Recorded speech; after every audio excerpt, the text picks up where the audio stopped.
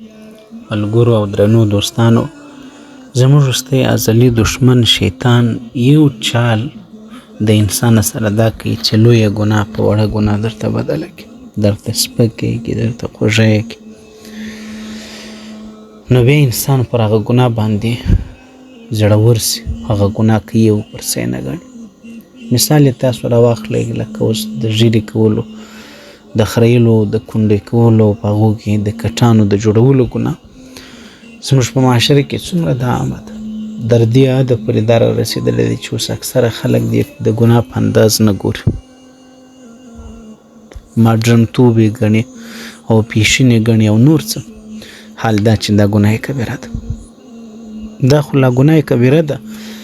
یو وړوکې ګناه که چېرته په همیشهتوب باندې وسي، پټې ته کوي، په همیشهتوب یې کوي، هغه ګناه بیا ګناه کبیره ته جوړېږي. که مې زما پر خبرو باندې اطمینان نه سوه، نو آس که ټکنی دی میدان حاضر دی، کولی شي چې تاسو د دنیا په کوم کونج او ګوټ کې پوښتنه د چا نه وکړئ، تپوس کولی شي، ته اجازه ده. او کومه ګناه چې وړه ګناه وي، خو هغه د خدای دا دښمني، دا د خدای نافرماني، دا معصیت، دا داسې په ښکاره ډول وسي، یعنې هر څوک دې ویني لکه د ږیرې خریلو ګناه، هغه ګناه بیا صغیره نه پاتې کېږي، هغه کبیره ته وړي. او د هغو نه توبه به هم ته دغسې باسې لکه پر دې ګناه چې ته د خدای پاک بندګانو لیدلی. د توبې د قبولیت لپاره دا یو ټکی شرط دی. نو تاسو وګورئ، موږ څونه دا ګناه ماضي بولو، معمولي یې بولو، پر هېڅ شي باندې نه بولو، هغه وار په ور غټېږي، د هغو نقصان وار په ور غټېږي. په مریضۍ کې ته مثال راواخلئ، یوه معمولي مرضي چې کله د هغه علاج ونه سي، هغه اخر ته په کینسر او په نور غټو مریضۍ باندې اوړي چې د انسان د هلاکت او سبب ګرځي. دغه رنګه دا ګناه ده. که ته دا ګناه پر څه باندې ونه بولې، نو دا ګناه دغه یوه ګناه ستا بس ده. بیا علما فرمایي، وایي ته به دا ګناه ته د دې وجې نه ګورې چې یاره دا ګناه وړه ده که لویه ده که چنوټې ده، ګناه څرنګه ده، صغیره ده که کبیره، وایي ته دې ته وګوره چې دا د چا نافرماني ده، که نه؟ نو هغه رب چې تا ته دا حکم کړی دی چې ته نه ګناه مه کوه، که هغه د تا نه په یو ګناه باندې خفه شي، ته څه خبرې چې په کومه ګناه الله د تا ناراضه کېږي. له دې وجې علما فرمایي ته به هرې ګناه نه ځان نه ګرځې، ځکه علم نشته چې په کومه ګناه انسان خدای پاک رانیسي او درنه خفه کېږي. نو چې په کومه ګناه درنه خفه سو، هماغه ګناه له هر قسمه ګناه نه، له هر قسمه کبیره ګناه نه، بس هغه ګناه درته غټه ده، هغه ستا لپاره سبب د هلاکت او د تباهي او د بربادي وګرځېدل. نو دوستانو، په هغه ګناهونو کې یوه ګناه چې دا چې هم همیشه توب دی، هم په ښکاره ډول ده، او هم په ګناه کبیره کې لا داخله د صغیره هم نه ده، هغه د ږیرې خریل دي، کونډې کول دي، د ږیرې سره بې ځایه کار درلودل دي. دوستانو، تاسو په دې خبر یاست به نه یاست خبر، د ږیرې پرېښودل دا د رسول الله مبارک سنت دی، بلکې د تمامو انبیاو خدای ته خوښه ده. الله یې د پرېښولو حکم درته کړی دی، د مسلمانۍ شعار او نښانه ده. او دغه رنګه دا د دې حکم پرېښودلو واجب دی په اسلام کې. مسلمان لپاره دا واجب ده چې دی به ږیره پرېږدي، بریتونه کوچني کړه، ږیره ښایسته، ږیره پرېږده. درنو ملګرو او درنو دوستانو، د دې ډېر وجې دي چې دا ولې خریلې ګناه ده. په اوسني دور کې د دې خریل دا خاص مشابهات د پردیو ګرځېدلي دي. دا په خپله په تاریخ کې که پسې وګورې چې ولاړ سي هغه د لوط علیه السلام د قوم پورې، د لوط علیه السلام د قوم راپاتې یو عمل هم دغه دی چې په هغو کې د ږیرې خریل رواج شو. تاسو ورته وګورئ چې هغه بیا الله پاک په څونه سخت عذاب باندې تباه کړي دي. اوس د هغه ځای نه راځي د عمل را روان دي درنونه پورې، لا خدای خبر دی څه ټیم پورې. بیا دوستانو، تاسو دې ته مو وګورئ چې د کوم قوم مشابهت اختیار کې حکم د هغه دی. لکه ما درته ویلې چې دا د کافرانو مشابهت شو.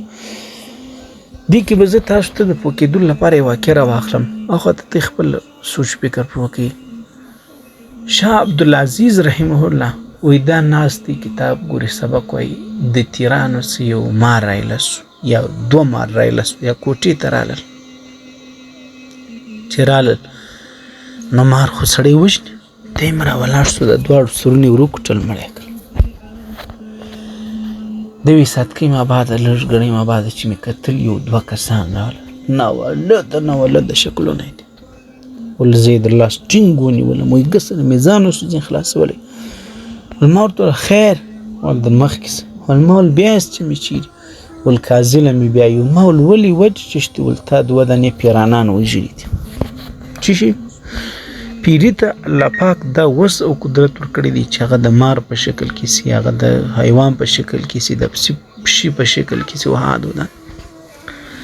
وایي زه خیر یو 2 3 15 قدمه چې د کوټې څخه راوایستم یو ناولد یې هلکې ته ورسولم وایي هلته د دې یو سپین ږیری سړی ناست دی دا د دې قاضي که نه وایي قاضي ته یې کښېنولم قاضي راته ویل چې تا ولې د پیرانان وژنل ول صاحبه ما ورته ویل چې یاره زه خو نه یم په خبر سوی نو زه نه یم پوهېدلی چې دا پیرانان دي وایي هغه راته وویل چې ته نه یې په خبر سوی وایي دا پیرانانو چې زه وروستلی یم وایي هغه ورته ویل چې نه دا سړی خبر سوی دی دا سړي پوښتنه ولې نه ځینې وکړل ده خو به یې پوښتنه ځینې کولی چې که تاسو پیرانان یاست ورک سئ مار ته به وایي سړی پلادی هم وایي چې که ته پیری یې ورک سه زموږ د کوره څه بیا یې د وهلو درته اجازه ده وایي چې کله دا خبره دغه زما چې زه وروستلی یم دې کسانو وکړله یا د هغه پیرانانو کوم چې قریبان دي هغو وکړله وایي ما ورته ویل صاحبه بله مسله ده یو خو زه پوه سوی نه یم یو طرف ته دویم طرف ته دوی د پیرانانو په شکل کې ښکاره سوي نه دي د دې شکل بدلو او کله چې شکل بدل سي نو چې د چا شکل اختیار کې حکم د هغو دی رسول الله مبارک فرمایي من تشبه بقوم فهو منهم چې د چا شکل اختیار کې حکم هغو دی نو پیري د مار شکل اختیار کړی ما نه ووژل سو زه پوه سوی یم نه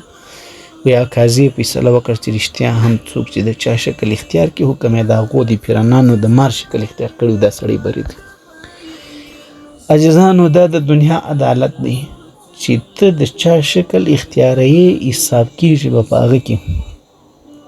د دې مسلې نه ښه پند و عبرت واخلئ نو اوس یو شکل د مسلمان دی دا ژیره په اسلام کې د اسلام شعار د مسلمانۍ نښانه د یو شکل د مسلمانۍ دی یو شکل د غیر مسلمانۍ دی ستاسو په خپله سوچ وکړئ چې ته کومه خوا اختیاروئ دا یو ټکی او دغه رنګه سړی چې په کوم حال کې وفات سي په هماغه حال کې په ورځ د آخرت د الله په حضور کې پیښیږي نو چې ژر انسان خریلی د رسول الله مبارک سره په کوم شکل کې ته مخامخ کېږي